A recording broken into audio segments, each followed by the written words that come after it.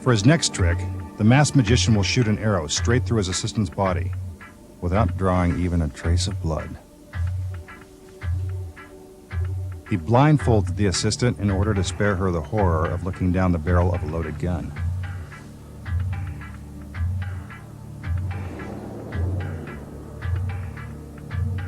The magician moves across the stage and is handed a specially designed rifle.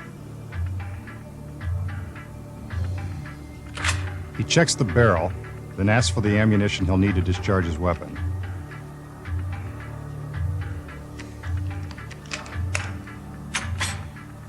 The gun is cocked and ready. Now for the arrow. Since it will be traveling at a high rate of speed, he ties a ribbon around it so you can follow its path through our assistant's body and into the target. He loads the arrow into the barrel of the gun.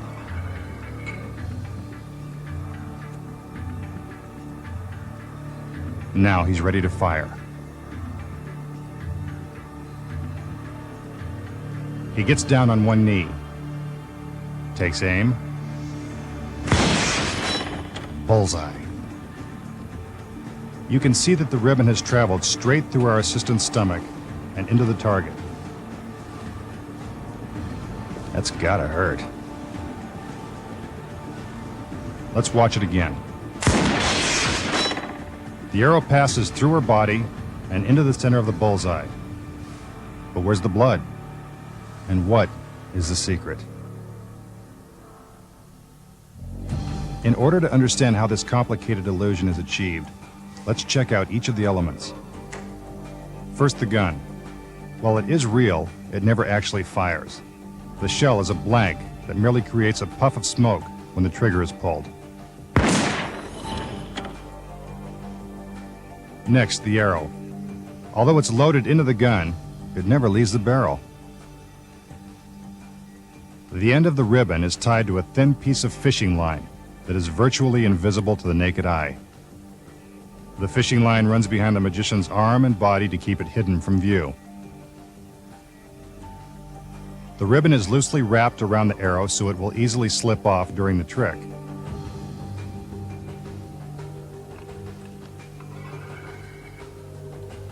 When the illusion begins, the fishing line is already strung along a path that runs from the ribbon, across the floor, and into a metal tube concealed beneath our assistant's dress.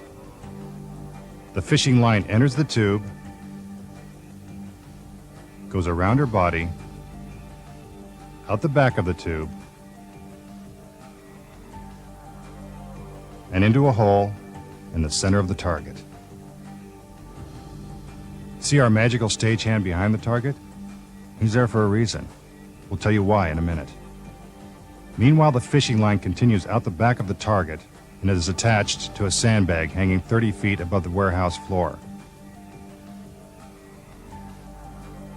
At the moment the gun is discharged, the sandbag is released, and its weight pulls the fishing line and ribbon straight through our assistant. Let's take another look. The magician fires. The ribbon is pulled from the gun, through the tube that wraps around the assistant, and into a hole in the target. I know what you're thinking. If the arrow never leaves the gun, then how does it hit the target? Here's the secret. A second arrow is actually concealed within this vertical black stripe. Behind the target, our stagehand waits to release the arrow on cue. See the arrow dropping into position? Seems complicated, but it's really pretty simple, once you know the secrets. Now, for a trick that threatens to reveal the masked magician's true identity. Here's the setup. One of his assistants plays the role of the executioner. The magician must escape from the bag before the executioner removes his mask and reveals his identity to the entire world. Could this be the trick that ruins the masked magician's career? First, the magician's hands are bound. Then the executioner blindfolds him and places him into the bag.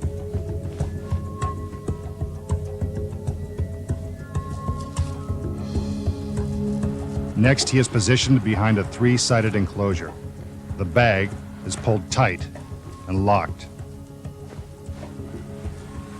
The doors are closed, and the clasps are tied.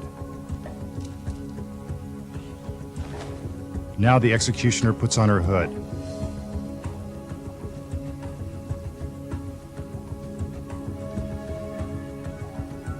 She moves all the way around the enclosure.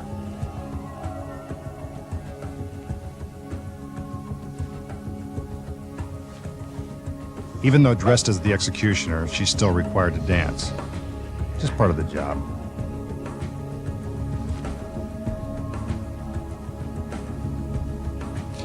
The executioner opens the doors and reveals that the magician is still trapped inside. Will he manage to escape before being unmasked?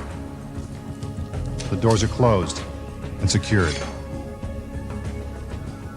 The executioner moves around the enclosure one more time.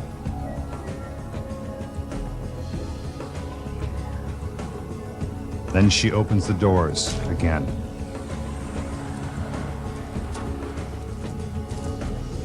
Time to pull off the magician's mask. But wait, that's the executioner. Then who's under the hood? You guessed it, the masked magician. What a surprise. How did he do it? First of all, when the trick begins, a second assistant is already hiding behind the enclosure as it is rolled onto the stage. The assistant is also dressed in an executioner's robe and hood. But that's not all that's hidden behind the enclosure. There's another executioner's robe and hood, as well as a second magician's mask hanging on the back door. You'll find out why in a minute. Out front, the executioner puts on her hood and begins to dance around back. That's where the first switch happens. The executioner removes her hood, while the second assistant takes her place and dances around to the front. Meanwhile, the magician is still locked inside. He unhooks a secret link in his chains so he can free himself from the bag and trade places with the executioner. The executioner grabs the second magician's mask and through a secret back door switches places with the magician. Once inside, the executioner puts on the magician's mask. While all this is happening, the second assistant is out front creating a diversion with a dagger. This gives the executioner enough time to finish putting on the magician's mask and get inside the bag. When the doors are open for the first time, the audience has no idea that a switch has been made. They don't realize that the original executioner is now in the bag, pretending to be the magician, while the second assistant is now disguised as the executioner. Meanwhile, the magician is hiding behind the enclosure, putting on the black robe and hood, so he will look like the executioner. Now, the second assistant moves behind the enclosure and hands the dagger to the magician. The magician picks up where the second assistant left off and continues around to the front. He opens the doors. The audience thinks it's our magician who's about to be unmasked, but we know better. The mask is removed, revealing the original executioner inside the bag. And with his identity still a secret, it's none other than the masked magician. You've seen magicians make doves magically appear. That's easy. Now you're going to see them disappear. The magician opens a special box. These are real doves. Nice birdie. He loads the first one into the box, then closes the lid. Now for the second dove. Easy there, little fella. In you go.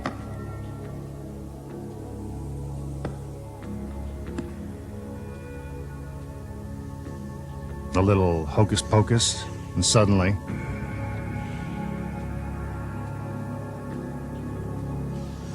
the doves are gone. How did he do it?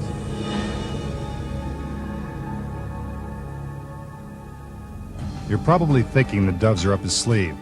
Well, they're not. From this angle, we can see that the doves really are loaded into the box. Here's the first one. Now the second. Don't send us any letters. They're not being hurt. The lid is secured, and now for the trick. The lid has a secret compartment where the doves are hidden. When the magician hands the lid to his assistant, she makes sure to conceal the secret compartment. See? There they are. Our two feathered friends perfectly comfortable inside the lid. Not very magical, is it? Now the masked magician will perform an illusion known as the Box of Pain. Only a true professional should attempt a dangerous trick like this. He opens the box to prove that it is completely empty. This is the unlucky assistant who must endure the Box of Pain. He makes her kneel down, then puts her head inside the box, where it remains for the entire trick. She has no idea what's in store for her. The box is closed, and her wrists are handcuffed together.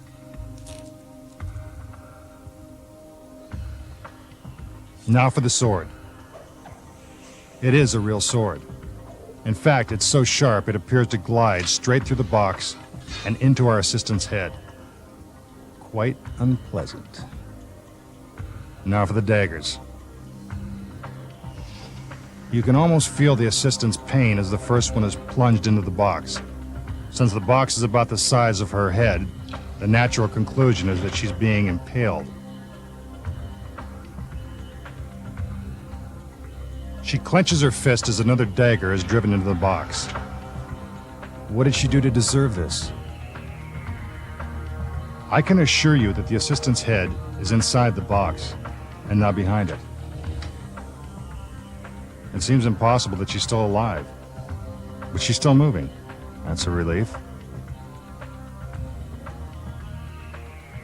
Another dagger cuts through the box.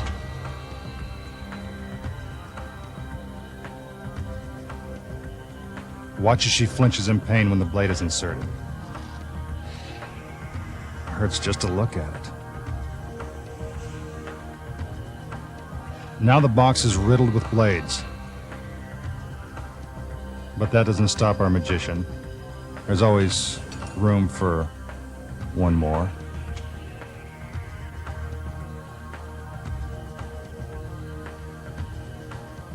The final blade is inserted.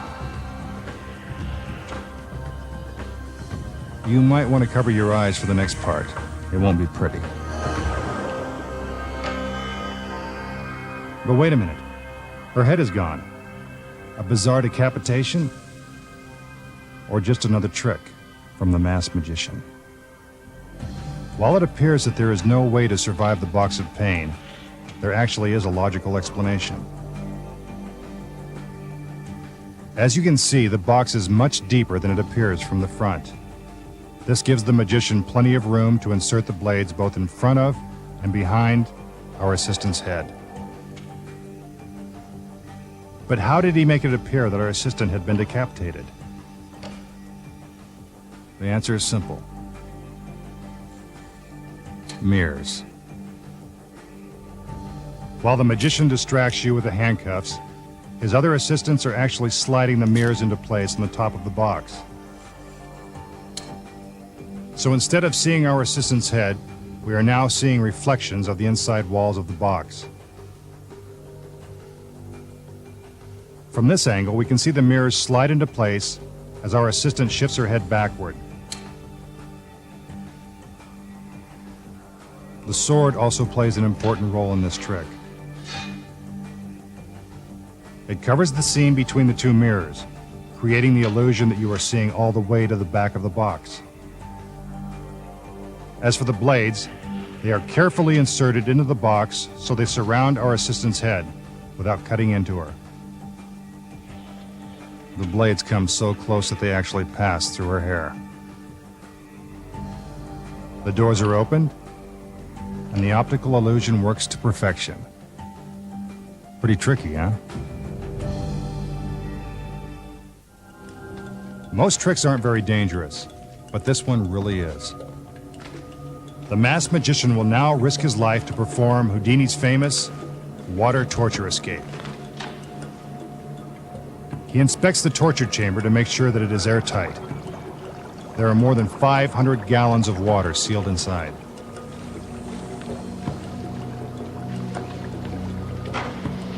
The lid of the chamber is lifted, and the magician begins mentally preparing for this dangerous trick. His wrists are handcuffed by one of his assistants.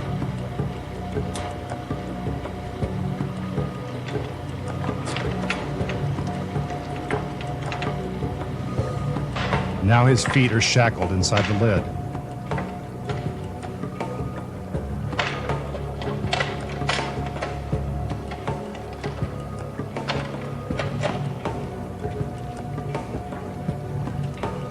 Once he is tightly secured, the crane hoists him into the air. Timing is crucial in a trick like this. Blood is rapidly rushing to the magician's head, increasing the odds that he will lose consciousness while underwater. He is trying to keep calm and lower his heart rate so he can hold his breath as long as possible. Again, this is a dangerous trick that requires tremendous physical skill.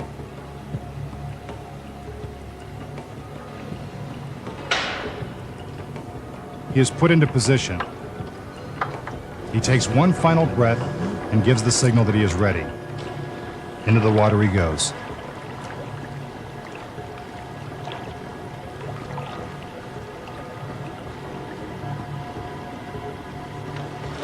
Since there is no extra room in the chamber, water begins to pour out onto the floor. The assistants secure the lid and lock it closed. Now the magician has been underwater for almost 30 seconds. The curtain comes up. How long can he hold his breath? Hopefully, long enough. We move completely around the chamber to prove that he has not merely slipped out the back. He hasn't.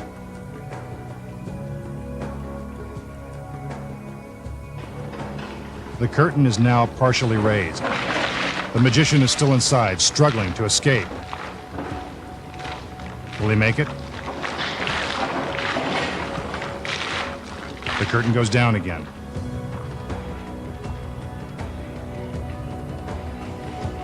Time is running out. The tension is mounting. It's going to take some real magic to get out of this one.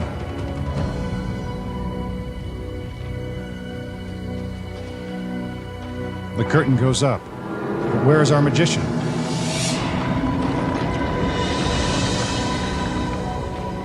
There he is. A little out of breath, but none the worse for wear. How did he do it? The key to this daring escape is in the lid of the chamber.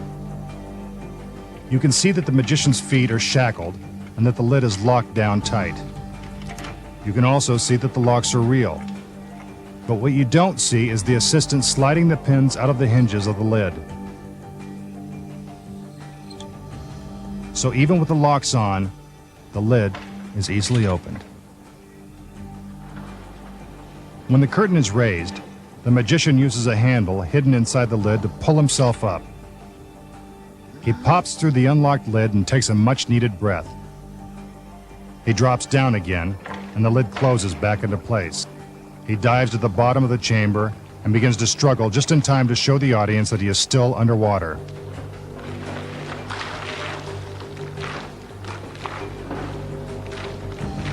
When the curtain goes down again, he removes the handcuffs, which are specially rigged for just such a trick.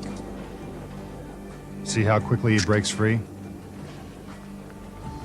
Once loose from the handcuffs, he uses the handle to pull himself up and completely out of the torture chamber.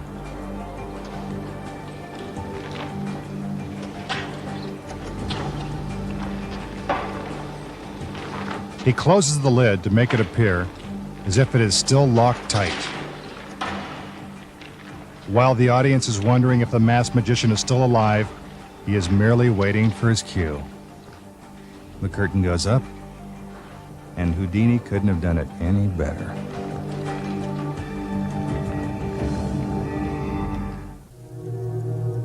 Now an illusion that is definitely a work of art. The trick begins with the masked magician painting a portrait of the woman of his dreams.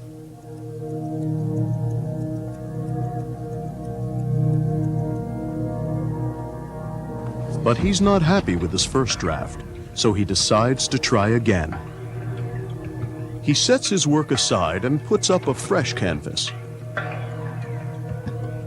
He clamps the canvas to the easel. Now he picks up his magical palette.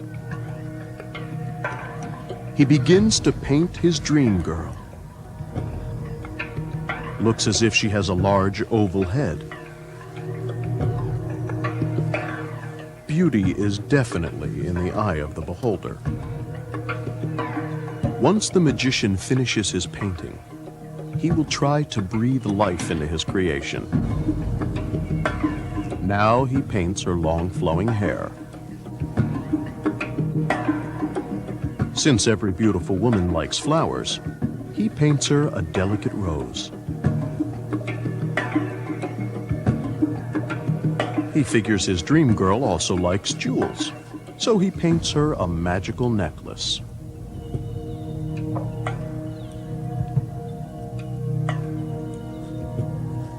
Ah, she's a blue-eyed beauty. Her eyes match the necklace.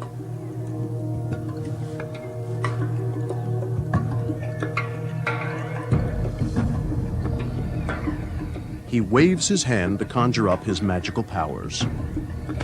He reaches through the canvas and produces a red rose. He does the same with the necklace, and out it comes, a beautiful string of jewels. One more gesture, a kiss for good luck, and she comes to life, the woman of his dreams. If only it were that simple. Let's find out how he did it. First of all, when the trick begins, the assistant is already hiding behind the second canvas. Watch again and see if you can tell how it's done. Have you figured it out yet? As the magician moves the second canvas into position, he keeps it low to the ground so you can't see his assistant's feet underneath. Here's how it looks from behind. He puts the first canvas on the floor, and she moves behind it. This is to keep her out of the audience's line of sight. When he places the second canvas onto the easel, it allows her just enough time to climb onto the ledge. The easel looks like wood, but it's actually made of solid metal. As for the rose, she already had it tucked inside her shirt when the trick began.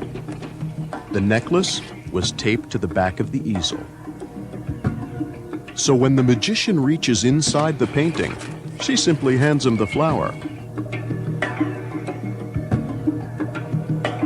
The same is true for the necklace. Now he needs to call on all of his magical powers. The assistant waits for her cue, then pops through the center of the canvas. And the masked magician has done it again. Picasso couldn't have done it any better. We begin with one of the most dangerous illusions ever attempted, the bed of spikes. This is a world-class magician performing these perilous tricks. Please do not attempt any of tonight's illusions at home. Check out the spikes. They are 18 inches long and made of steel. The top platform weighs more than 500 pounds, and when it comes crashing down, it is capable of driving the sharpened spikes straight through a slab of solid cement. Imagine what that would do to our magician if this weren't just a trick.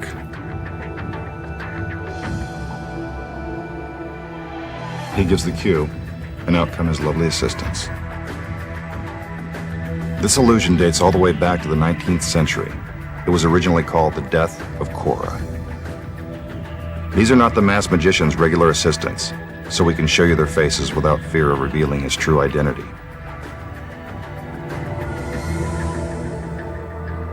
He lies down on the bed of spikes. I don't think he's going to get much sleep. His assistants tie him down. They use thick leather straps to make sure his hands and feet are tightly secured.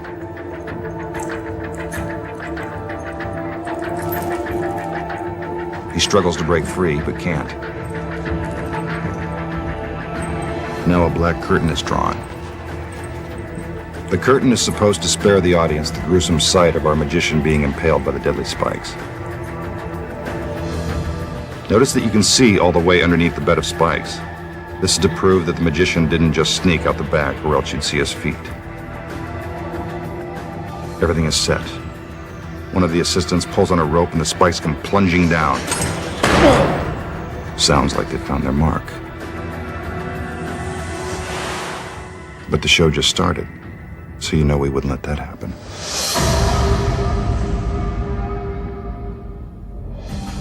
How did the magician disappear just a split second before getting shish kebabbed by the spikes?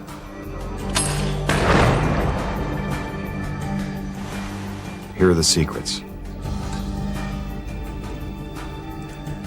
In order for the illusion to work, the audience must believe that the spikes are real. I can tell you for a fact that they are.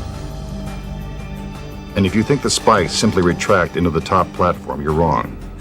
That's not how the trick is done. Once his assistants have strapped him down and the curtain is drawn, the magician must begin his escape. He only has a small area in which to hide to avoid being skewered by the spikes. But first things first. The buckles and straps are real, so it looks like he's tied down. But he's not. It's really just Velcro. That's how he breaks free. Now the magician must quickly roll off the platform and onto the ledge in order to avoid being impaled. The assistant pulls on the rope, and the spikes come crashing down, just inches away from him. He hurries back into position. The curtain is parted. And there he is, without a scratch on him.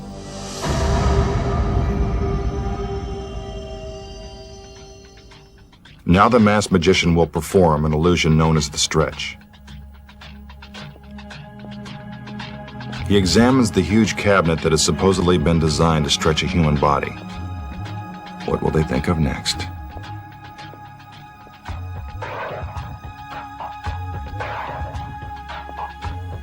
An assistant comes out to lend a hand with this bizarre illusion.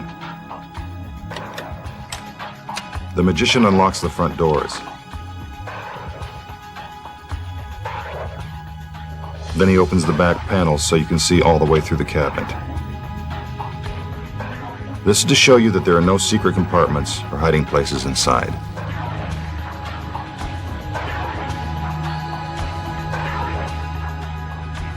The doors are closed and the magician inspects the stretching device.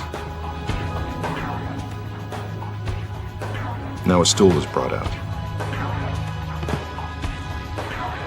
Here comes the assistant that's about to be stretched. She's in a pretty good mood for someone who's going to be pulled from limb to limb. She is now locked inside the contraption. Brave girl.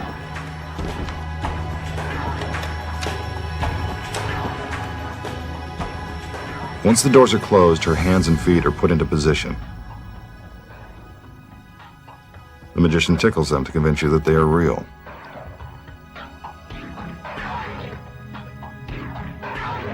Now he tugs on a rope, and the stretch begins. It appears as if her arms and legs are being pulled right out of their sockets. She must have a high threshold of pain. The magician slides her head to the top of the cabinet. Looks like she's going to need a good chiropractor.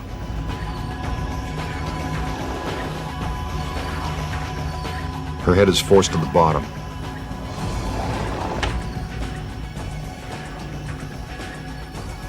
Then it's brought back up. Now for a little Linda Blair exorcist action. A perfect 360. It doesn't seem humanly possible.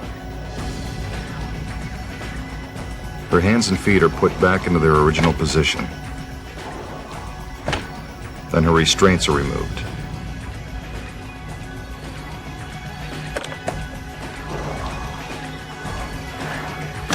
The doors are opened, and there she is, in perfect shape.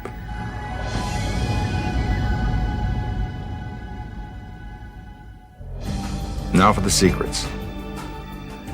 The magician spends a great deal of time trying to convince you that the cabinet is empty, but it isn't. When the trick begins, 2 assistants are already hidden inside. Before the front doors are open, the assistants climb out the back and stand on tiny ledges, so you won't be able to see their feet underneath the cabinet. Then just before the back doors are opened, they climb around to the side. Those decorative tassels and pegs are actually handles to help the assistants maneuver around on the narrow ledge. You can't see them on the side of the cabinet because the front doors are now open and blocking your view.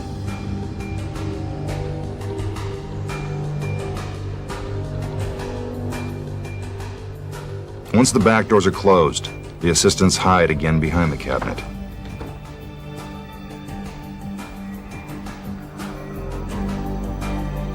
When the assistant that's about to be stretched gets inside, so do the other assistants. It's their hands and feet that you see during the trick. They wear the same fingernail polish and stockings of the assistant being stretched to make the illusion seem even more convincing. Watch as they put their hands and feet into the holes and prepare for the stretch.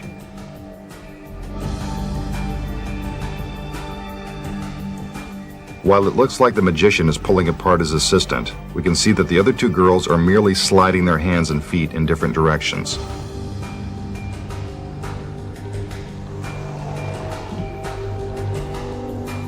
So how does the assistant's head get to the top of the cabinet?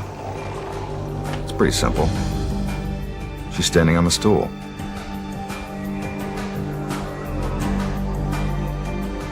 Again, more tickling.